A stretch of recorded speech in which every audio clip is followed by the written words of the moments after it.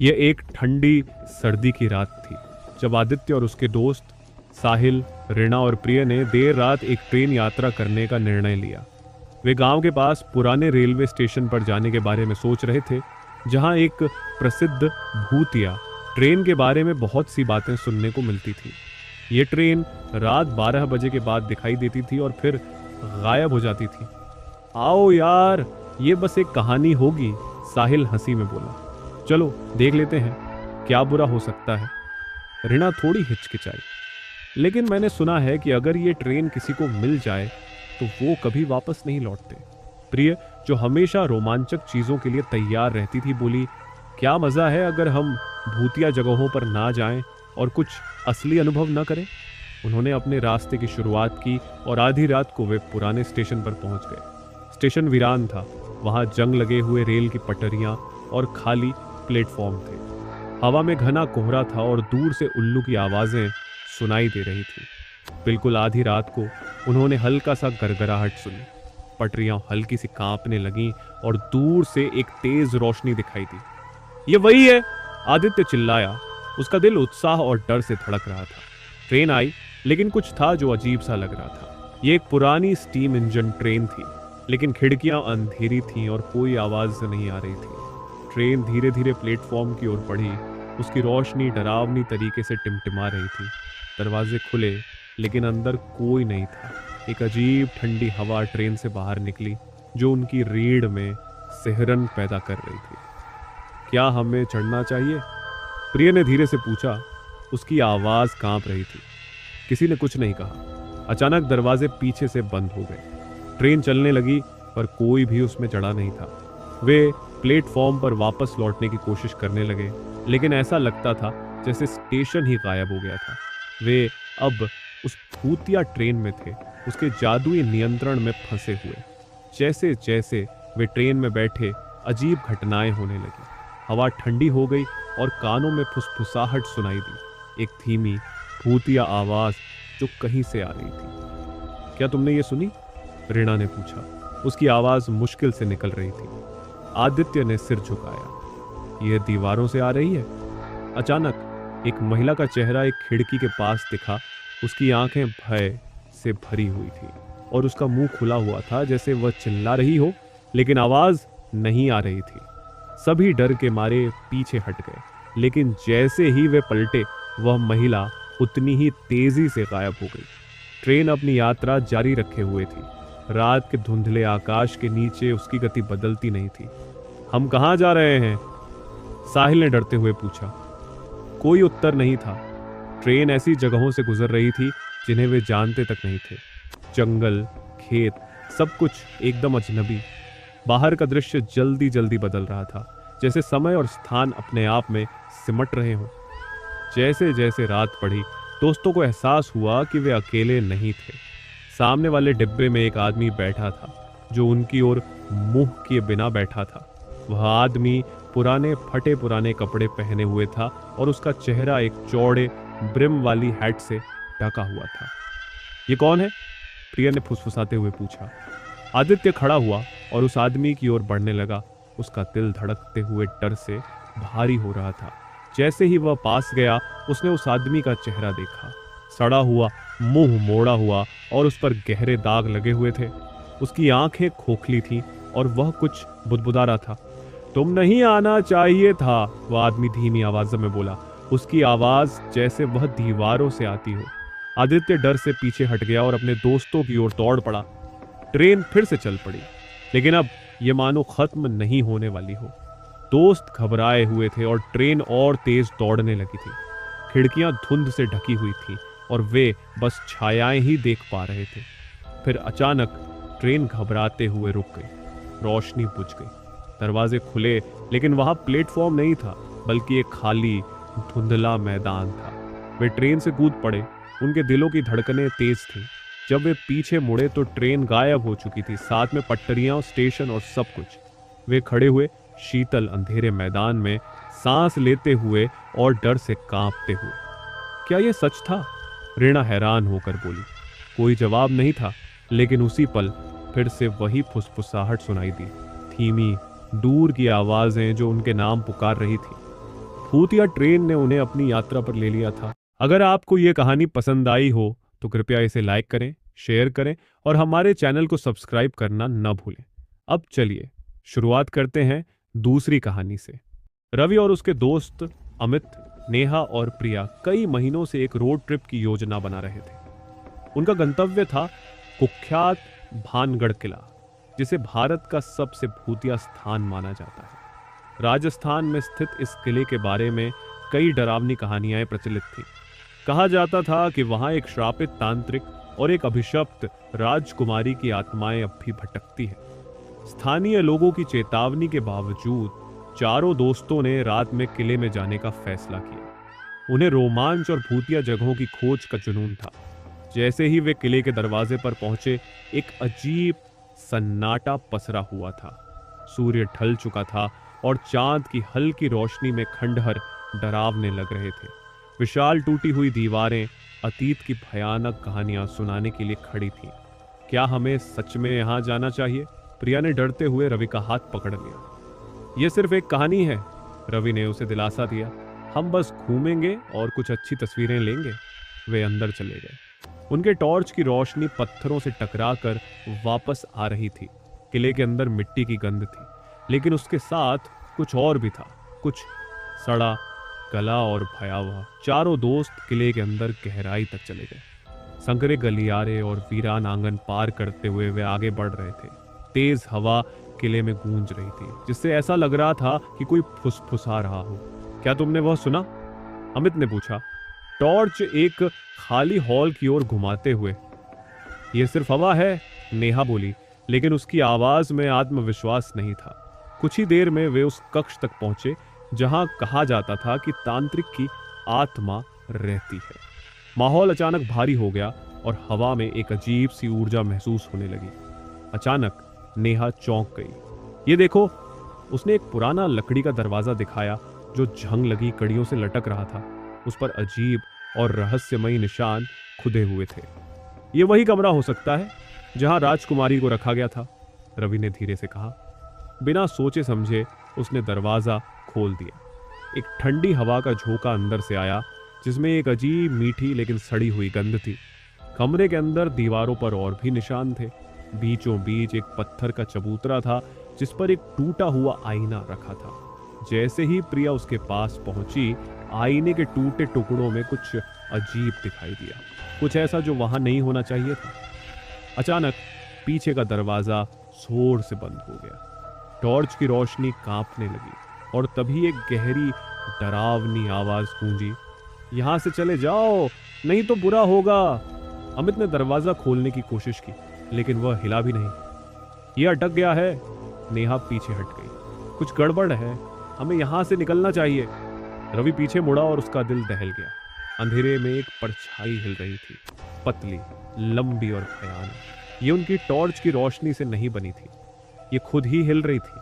फुसफुसाहट अब दर्दनाक चीखों में बदल गई। दीवारें हिलने लगी। भागो! प्रिया चिल्लाई। उसी पल दरवाजा अपने आप खुल गया और वे सब दौड़ पड़े। उनके पीछे परछाई किसी जीवित चीज की तरह दीवारों पर दौड़ रही थी। मुख्य दरवाजे तक पहुंचते ही रवि ठोकर खाकर गिर पड़ा। इससे पहले कि कोई उसे उठा पाता, एक ठंडा, सड़ा गला हाथ उसके पैर को पकड़कर अंधेरे में खींचने लगा। रवि! अमित और नेहा ने उसे पकड़ लिया और खींचने लगे। अंधेरे में से एक भयानक चेहरा निकला, सड़ा हुआ, खोखली आंखों वाला, एक डरावनी मुस्कान के साथ। वह किसी अनजान भाषा में बुदबुदाया। आखिरी जोर लगाने पर अमित और नेहा ने रवि को खींच लिया। वे बाहर गिर पड़े और तभी किले का विशाल दरवाजा जोर से बंद हो गया। घबराए हुए वे अपनी कार में बैठे और तेजी से वहां से निकल गए।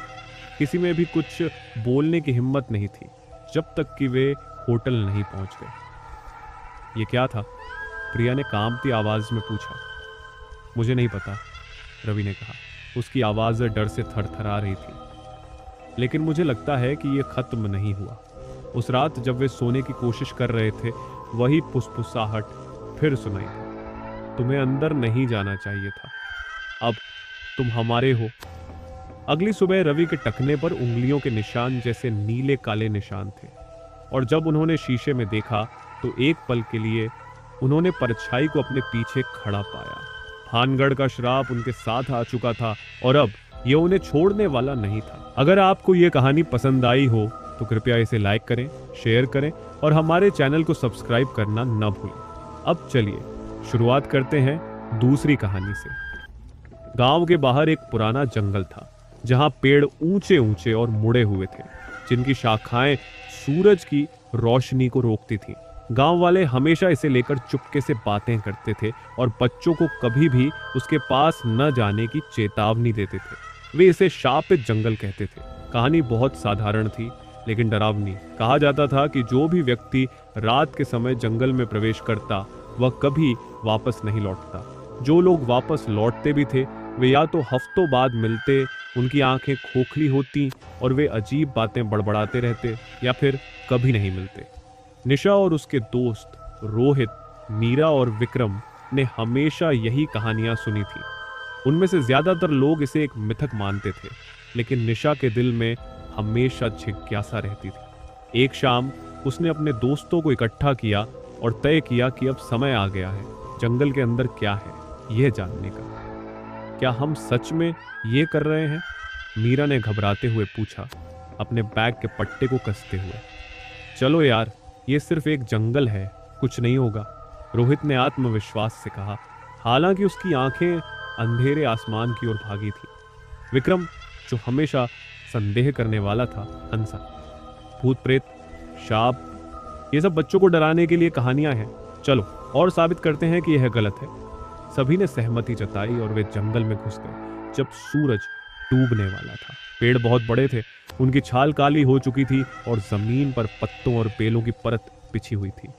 जैसे जैसे वे जंगल के अंदर बढ़ते गए, गांव की आवाजें धीरे धीरे कम होती गईं और जंगल की अजीब सी शांति छा गई।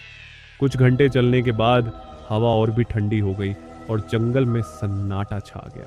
वहां कोई जानवर नहीं थे, कोई पक्षी नहीं थे, बस उनके पैरों की आवाज पत्तियों पर सुनाई दे रही थी। वे एक खुले मैदान में पहुंचे, लेकिन वहां कुछ गलत सा लग रहा था। पेड़ एक दूसरे की ओर झुके हुए थे और उनकी छायाएं लंबी और मुड़ी हुई थी। विक्रम ने अपने फोन से समय चेक किया। आधी रात का समय था। चलो लौट चलें, मीरा ने डरते हुए कहा।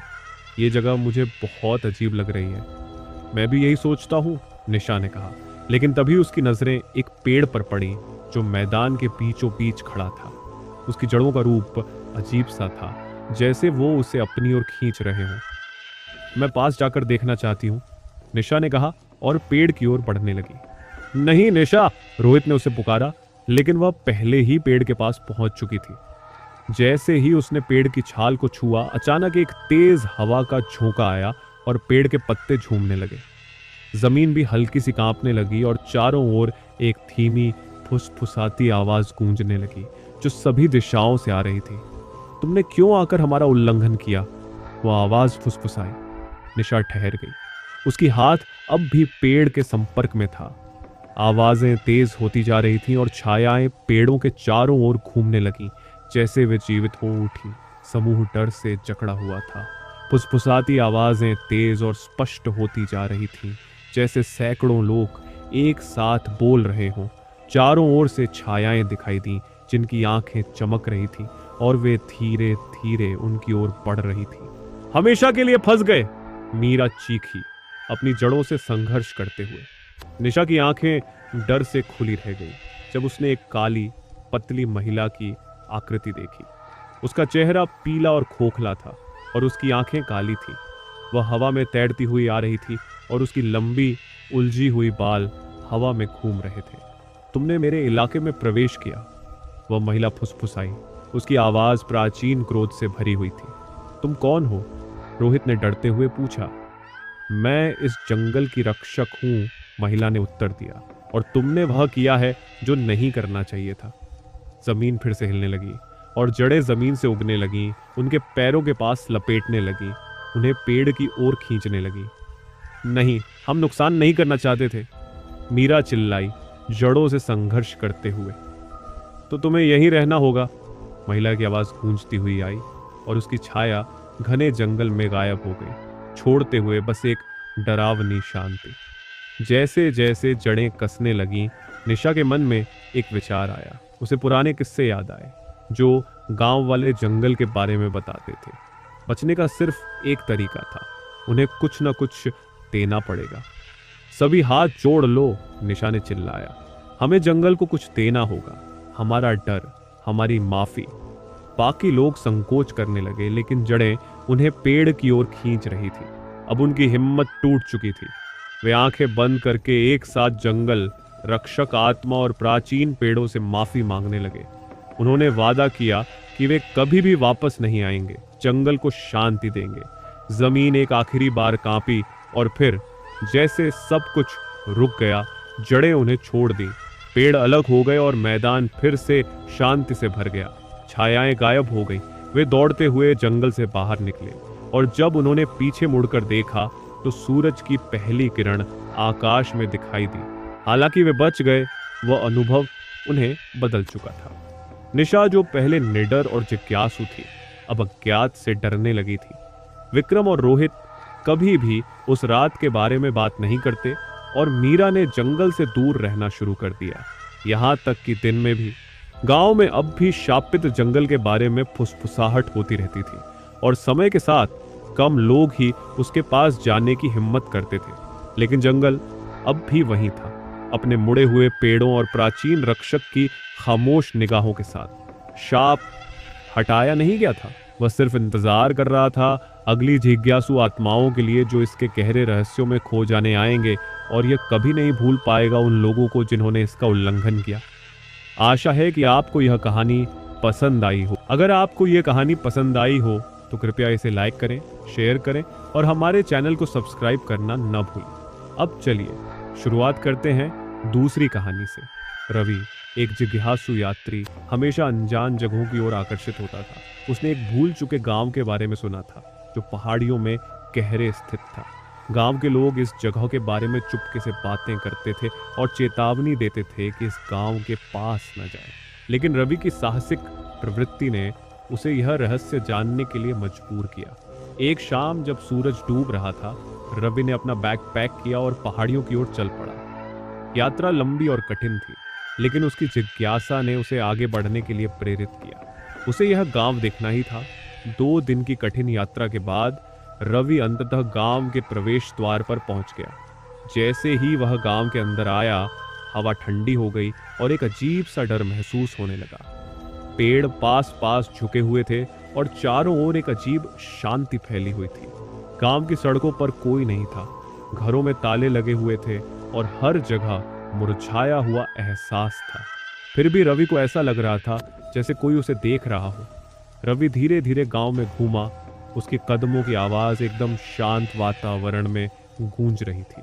उसने कई पुराने घर देखे जिनके दरवाजे और खिड़कियां बंद थीं। चारों ओर धूल और सड़ी हुई बदबू फैली हुई थी, जैसे यह गांव समय के साथ ठहरा हुआ हो। वह एक घर के पास रुका जो गांव के बीचों बीच स्थित था। घर के दरवाजे चरमराते हुए खुली और रवि अंदर गया। घर का माहौल अजीब था। दीवारों पर फोटोग्राफ लगे हुए थे जो धुंधले और पुराने थे। बीच में एक पुराना आईना खड़ा था जो केवल अंधेरा दिखा रहा था। रवि ने उस आईने को देखा और जैसे ही उसने ध्यान से देखा, उसे कुछ दिखा। कोई या फिर कोई चीज उसके पीछे हलचल कर रही थी। उसने जल्दी से पलटकर देखा, लेकिन वहां कोई नहीं था। तभी अचानक दरवाजा बंद हो गया और वह घर में फंस गया। कमरे में ठंडी हवा बहने लगी और धीरे धीरे अजीब आवाजें सुनाई देने लगी। जैसे ही रवि ने घर में आगे बढ़ना शुरू किया, उसने महसूस किया कि कुछ ठीक नहीं है। घर की दीवारों से फुसफुसाहट की आवाजें आ रही थी। जाओ, अब यहां से जाओ, तुम यहां नहीं हो चाहिए थे। हवा और ठंडी हो गई और रवि की सांसें आकर धुंधली हो रही थी। वह कमरे से बाहर जाने की कोशिश करने लगा, लेकिन दरवाजा नहीं खुला। वह डर के मारे बेकाबू हो गया, लेकिन घर की दीवारें मानो उसे जकड़े हुए थी। तभी आईने में एक महिला का चेहरा दिखाई दिया। उसकी आंखें मरी हुई थीं और वह रो रही थी, जैसे कुछ कह रही हो, लेकिन आवाजें नहीं आ रही थी। रवि डर से पीछे हट गया, लेकिन महिला का चेहरा अब विकृत हो चुका था और उसकी आंखों से खौफ साफ नजर आ रहा था। आईना अब और भी भयावह लगने लगा। रवि ने देखा कि घर में एक पुराना खाता पड़ा हुआ था। उसने इसे उठाया और पढ़ने लगा। वह खाता एक आदमी का था जिसका नाम अरविंद था और वह गांव का पुराना निवासी था। उसने गांव में एक खतरनाक शाप के बारे में लिखा था। वह शाप कहता था कि गांव के लोग एक प्राचीन आत्मा से नाराज हो गए थे और बदला लेने के लिए उस आत्मा ने उन्हें शापित कर दिया था।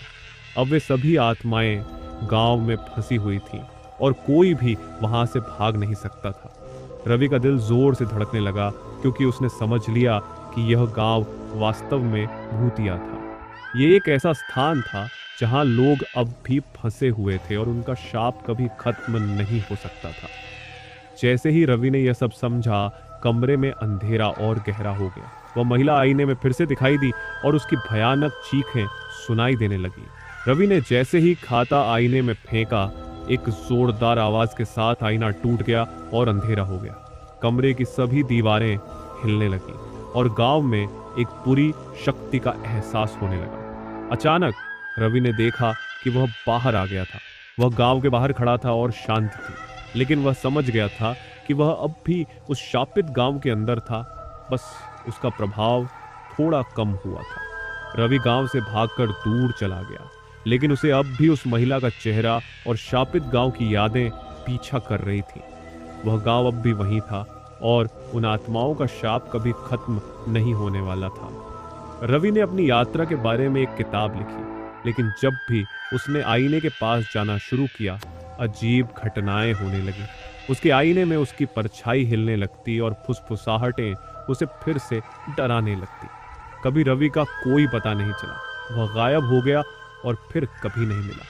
कुछ लोग कहते हैं कि वह भी अब उन आत्माओं में शामिल हो गया है जो कभी इस गांव से बाहर नहीं जा सकती। यह कहानी आपको कैसी लगी?